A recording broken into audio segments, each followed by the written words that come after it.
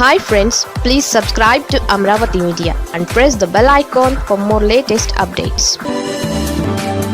పులివెందులలో జగన్ పర్యటన ఇలా.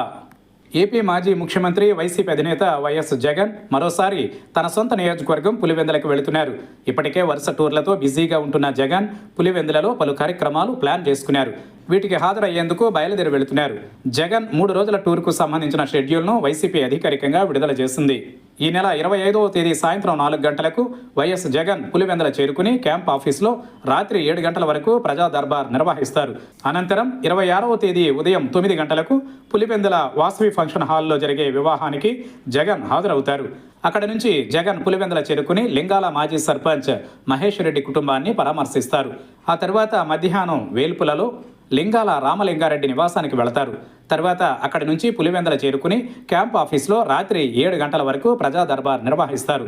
రాత్రికి అక్కడి నివాసంలో బస చేస్తారు. 27వ తేదీన ఉదయం 8 గంటలకు పులివెందుల నుంచి బయలుదేరి వెళ్ళిపోతారని వైసీపీ వర్గాలు తెలిపాయి.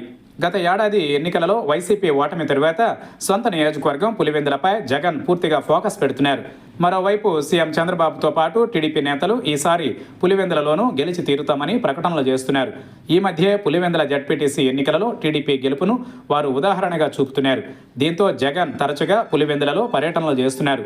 ఇదే క్రమంలో ఈసారి టూర్లోనూ జగన్ ప్రజా దర్బార్ ఏర్పాటు చేశారు.